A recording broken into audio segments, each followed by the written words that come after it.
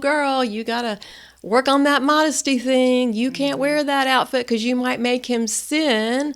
Hello, why would there be an overemphasis on her doing the right thing to help him? And unfortunately, the way that carried over into marriage is that she's like, oh, wife, you better do the right thing so your husband doesn't sin and go to pornography or whatever.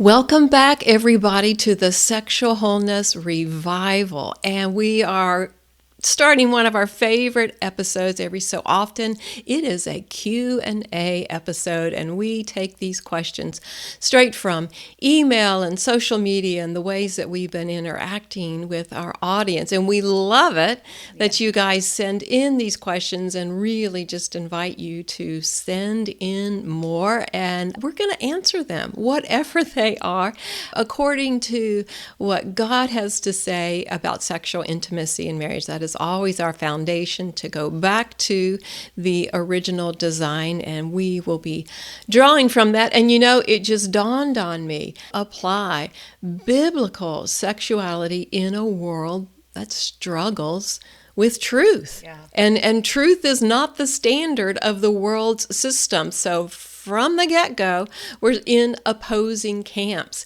And that's why, even though week after week, we're unpacking scripture and we're unpacking truth, and it still is something that is an adjustment. And, you know, as a believer, our whole walk with God is a walk of faith, and leaving the way the world sees things and choosing the way God sees things. So if you're in the audience and some of these issues have been a struggle, you are not alone, but we are going to partner with you today and dive into some questions that we hope brings another level of understanding and encouragement as you are seeking God for what is His design concerning sexual intimacy in marriage. Yeah, absolutely.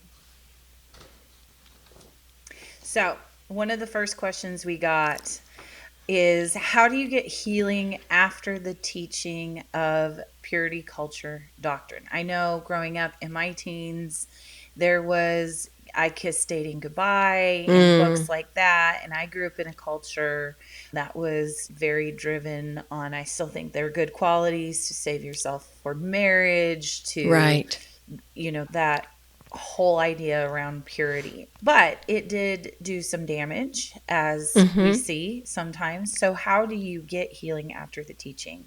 Well, I think this is sort of step one of coming to the realization that maybe all the teaching that I heard under that purity culture message was not the whole story. So being able to identify, I don't really feel good about where I am in my beliefs in regarding sex, and I know that there is more I want to learn. Now, we want to not run to the other side like, oh, throw it all out, you know, throw the baby out with the bathwater. So there is, as you said, Katieann, so many wonderful messages about keeping yourself for marriage. Waiting until you're married to have sex is truly honoring God's design of covenant and how sexual intimacy in marriage is sacred. So those things are still true. We are not throwing those out. The things that you might throw out, certainly there was an overemphasis on women, on the girls, to do everything that they could to help prevent the guys from having a problem with sex. Like, oh, girl, you got to work on that modesty thing. You can't wear that outfit because you might make him sin. Hello, why would there be an overemphasis on her doing the right thing to help him? And unfortunately, the way that carried over into marriage is that she's like, oh, wife, you better do the right thing so your husband doesn't sin and go to pornography or whatever. So that kind of message, definitely we want to kick out and realize that that was not God's original design. So you're using discernment. You're leveling these things out. And I can just picture that Lady Justice with the two scales in her hand, and knowing that God's truth is going to bring the peace and the balance, and anything that makes you feel like you're in shackles or you're minimized, that is not where we want to hold our thoughts. So recognition is huge, being able to take some of that hurt to God and go, wow, I believed these things, and they really interfered with how I showed up in marriage specifically. And God, how can I get past this? So it is a releasing to God, and then asking Him to highlight the positive things, the things that maybe were distorted, but there was some truth in there. And just also realize this is a process. We won't get this fixed in 30 minutes and you're out the door. Right. This will be ongoing, Yeah. getting fresh insight, that proverbial onion with the layers coming off, so that you can gradually get more healing. And so take that as encouragement. Whatever healing you get, maybe even right now, hearing this message, that healing is wonderful, but it's just part of it. So you're okay, even if you don't feel like you have all the healing right now, and just know that you can go forward and more healing will come. Yeah, and that's so good. I think this purity culture doctrine really introduced a lot of fear and shame too. Yeah. Fear and shame, and the idea of punishment. If you did mess up, there was punishment in store for you. And Jesus, what He did on the cross was to take on our punishment. And Yeah. so I always encourage people too, that when we're operating under the mindset of fear and punishment, we will continue to produce the fruit of fear and punishment. So it's really hard to take the quality from the purity culture teaching and sometimes see the good in it if we are struggling with the fear of punishment in and of ourselves. So that's a big place I would encourage people to start too, because Jesus is relational. He is relational with us, and what He did for us was to make a way for us to experience and encounter His unconditional love, His perfect love that casts out all fear. And so any place where we're still operating under fear and punishment, shame will create that fruit too. But does criticizing uber conservative religious beliefs about marriage help heal or realign people's views? This is an interesting question. Right. I think that's an example of when the pendulum swung the other way, because I see this a lot. Now, obviously, talking about godly sexual intimacy is my niche. And so now I'm being hit with it, every possible speaker and book, all through social media. I'm seeing it. And I'm grateful, as we just discussed, that we are exposing some of the teaching from purity culture that caused harm. But I don't want to go on a witch hunt. I feel like that emphasizes, I'm looking for the negative. Where is it? It's got to be here. I'm going to find the negative. And if you have that attitude, yeah, you will. And if you hold on to what the negative is, then you are aiming for division. Can't have anything to do with that. We're creating distance. It's hot. It's bad. I mean, it seems like it's highlighting things for the wrong reason. And how much of pointing out the negative message, how much will that detract from your healing? It's like at some point, we got to make the shift to healing. I mean, I want to expose the problems, but I don't want to continually expose problems to the point that we never make that shift and say, okay, God, but you're bigger. You're bigger than the problem that I've experienced, that others have experienced, and I know you have a solution. I want to let go of how this problem has robbed me, so then I can receive your healing and joy and freedom. So I would not overly emphasize it and make my whole platform on how to expose negative teaching. Yeah. And I think you said it earlier, we have a tendency to want to throw the baby out with the Mm, bathwater. I get a flat tire on my car. I don't throw the whole car out. I replace the tire. Like there's some common sense that I think has been lost along the mm, way, because what we can disqualify, it keeps us safe, it keeps us feeling validated, and sometimes it even right. keeps us from looking at the deeper heart issues. So if I can disqualify something as being uber conservative religious and not look for the gold in what the Lord Mm, might be saying to me in it, then I can disqualify it and I can stay in my comfort zone where I'm not being challenged. And for me, when those moments of challenges come up and I have a knee jerk reaction in my heart or whatever that looks like, I often end up asking, the first thing I do is what is going on inside of me that I am having a knee jerk reaction. There's this book called Unoffendable, and it's mm, all about becoming in that mindset where you're not trying to read in between the lines all the time. You're not mm, trying to find a hidden message in everything, but you are first looking at your heart before the yeah. Lord. And I think this is where the fruit of the Spirit is so helpful to understand. Mm-hmm. It's peace, love, joy, patience, self control, all of Right. those things. And so I think human nature, though, is sometimes to disqualify something so I can stay okay in Mm-hmm. in my choice. Because if I find some truth in it, then I might be disqualified. Does that make sense? Oh, for sure. And that old adage of when you're pointing the finger at someone else, how many other fingers are pointing back at you? Because there are always things that you can do, you can learn, you can change, Yeah. and you can grow from. And that would be the position that I would choose Yeah. instead. Being a powerful person doesn't mean I have to disqualify every single Mm-hmm. person I don't agree with. I Yep. don't run Yeah. around doing that. So I think that's a really good way to look at it. Why are you disqualifying these things? Mm-hmm. What's going on inside of you?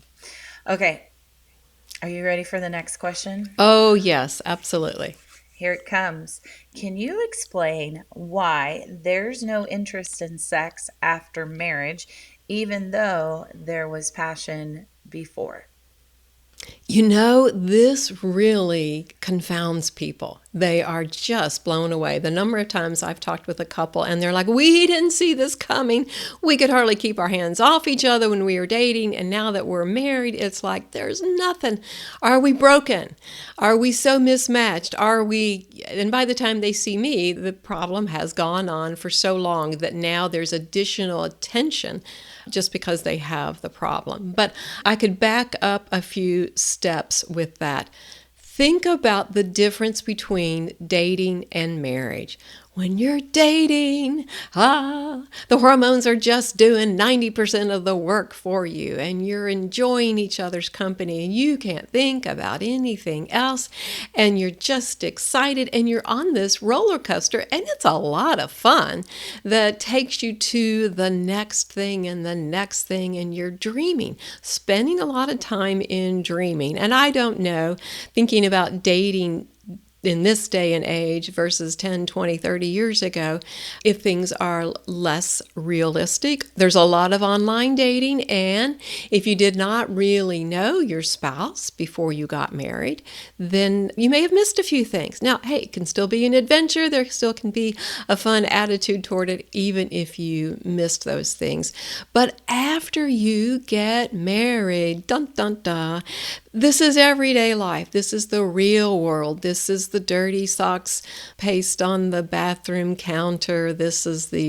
He's looking at his phone. He's still looking at his phone. He's looking at his phone. Just the little irritations that are nagging at you now. Maybe you're unaware of how much the disconnection is taking place little by little, and maybe you don't speak up, maybe you don't know how to address it, maybe you're unaware.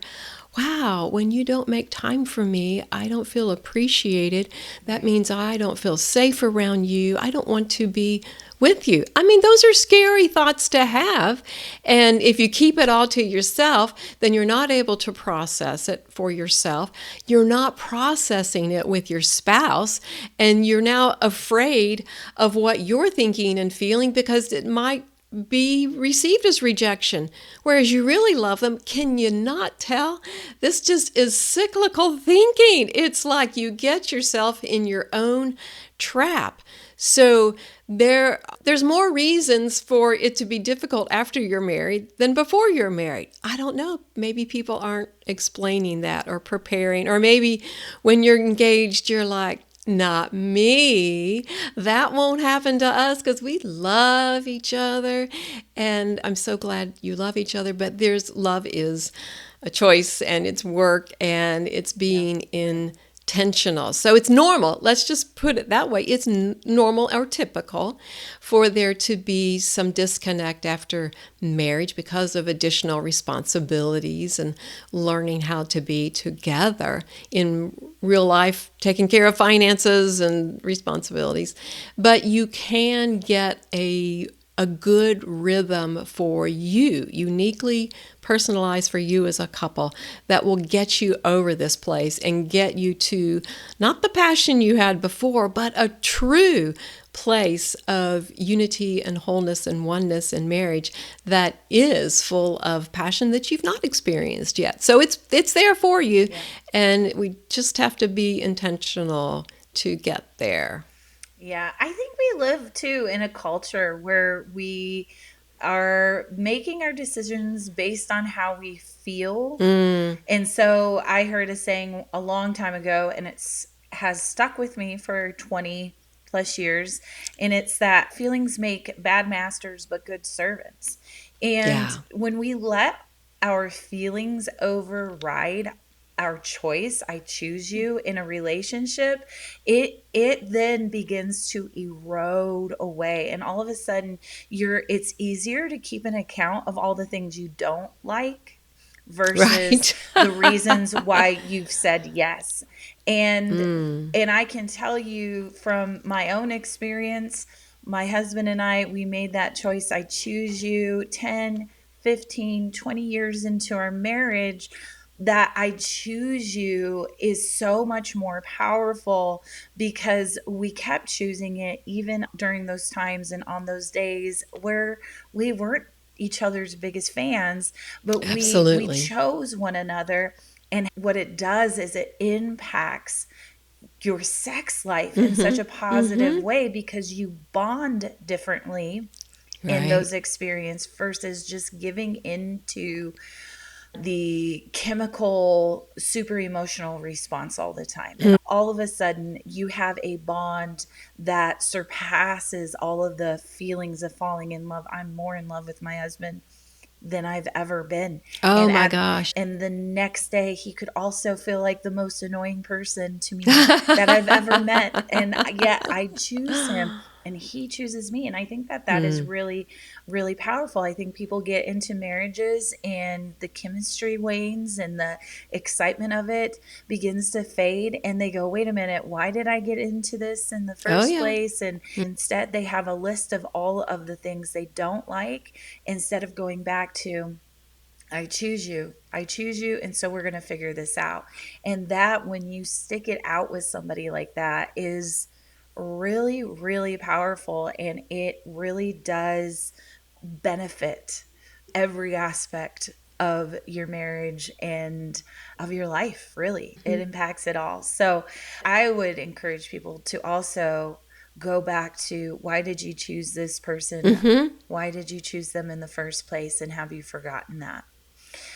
Yeah, I've had couples to go back and make a list of 10 reasons I chose my spouse and keep it someplace where you can access it and then go back and reread it. And lots of things you might laugh about now later on. But if you are in the heat of the moment, being able to get something tangible to look at and remind yourself can be just one of those prompts that's very practical. Yeah, and we also, I just want to point this out, oftentimes in engagements, we have idolized a lack of conflict. Like if we've never gotten into a fight, we've never had any issues.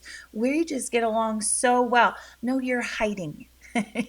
Somebody in the relationship is hiding, because then when you get married and you realize that one of you keeps your car clean and the other one looks like a trash can, like, and that starts to create some conflict, or you look at your finances differently, or household chores differently. Right. It just means that somebody is not living fully present, fully truthful in that portion of the relationship. And so conflict, we've idolized conflict free, but that's not the goal. The goal is to stay connected in conflict, because conflict Yeah. is going to happen. And if somebody has told you differently, I'm sorry, they lied. they lied.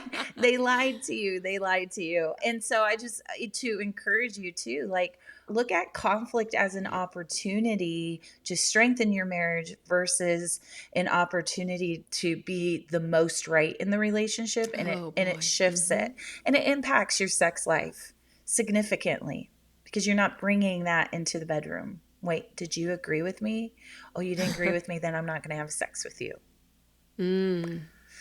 So those things can really play into, I think, a lot of people experiencing a lack of passion after their I do's. Yeah, for sure.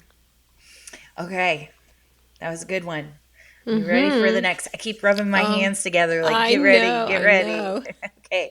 Why don't people want to admit they have or are experiencing abuse? This is kind of a heavy question. And you Yes. find it actually, it's quite more common or frequent than maybe people realize, but people have a hard time actually even beginning the conversation of, this is what I've experienced, this is the abuse I've experienced, or this is the abuse I'm currently experiencing. Why is that so hard for people? It is one of the most difficult things ever. And there are many reasons. And first, I will say, maybe they haven't called it abuse yet. The behavior that they are experiencing, maybe they are making excuses for their spouse, and not even to get their spouse off the hook, so to speak, but just, well, this is who they are, and this is who they've always been, and I'm used to it, and it's okay, and it doesn't really bother me, and I just thought this was how it was going to be. I mean, that realm is very, very real, and it's a safe zone, because the next step when you say, oh my gosh, I'm being abused, now what does that say about me? Right. And it says nothing negative about you. Let me just put that there up front. If you're being abused, it is not because of anything you did. Your personhood, your identity is just as precious to God and full of dignity, regardless of what someone else has done and how they have treated you. You never, ever, ever deserved to be abused. But you may wonder, why didn't I speak up? Why didn't I notice this? What happened in my childhood or youth that predisposed me to settle, to think that this kind of behavior is okay? Did I ever learn about boundaries? Did my family growing up practice boundaries? It opens up a lot when the idea of abuse is interjected into a situation. And I love it when individuals immediately or soon into this process find their safe person and their safe space to begin the conversation, because it is too much to do alone for any length of time. For people who just dive into it and they're like, oh, navel gazing, I am just staring into every possible thought I ever had. And no, that won't help. That won't bring the healing either. So in a nutshell, people might not know that what they've experienced is abuse, or they might not be willing to put that label on the life that they've shared with someone else. And then I'll end with this idea. They're like, oh my gosh, what do I do now? Yeah. There's a lot of fear that could enter because the future is unknown. Right. If you're in an ongoing relationship, even if it's your spouse, will my spouse ever recognize that I don't like this behavior and I would call it abusive? Will they ever sense how they've impacted me? Will they ever want to make amends, see what they've caused? And regardless of what my spouse does or doesn't do, what am I going to do? How am I going to continue to go to God for my identity and go to God for a plan for my future? So looking at the future and all of the unknowns is a lot to process. So I understand that being able to go through that abuse identification process is a lot, and that's why, if this sounds like you, think of who your safe person and safe space is to begin to have some of these conversations. Yeah. It's such a challenging topic, but it is so important to be talked about. I think that the idea of what the future would look like, are they going to take the kids away from me, or am I going to be living on the street? Yeah. For women, I've been a stay-at-home mom. What am I going to do? All of these things like really do play a role in feeling like you have no options there. You have no Yeah. choice. You have to buck up and bear it all for the sake of your kids, or for whatever it is. And so that shame though keeps us in a powerless, stuck place. And I think Right. that just a little bit of hope can go a long way. Like, Jesus, love them as they are, love your enemies, yes, but he never said become their punching bag. That's not Mm-hmm. that's not the same translation there. And I think that it can be really, really hard for people to walk out. Yeah, absolutely. Well, we really appreciate you sending in your questions, and we invite you to continue. Find us on social media. Find us right here in the podcast. Leave a comment. I get excited when I open it up every week to see who has been watching. But please, the Sexual Wholeness Revival podcast is there for you to get insights about God's design for sexual intimacy in marriage. Yes, thank you so much for all of your questions. And until next time, let's bring back wholeness.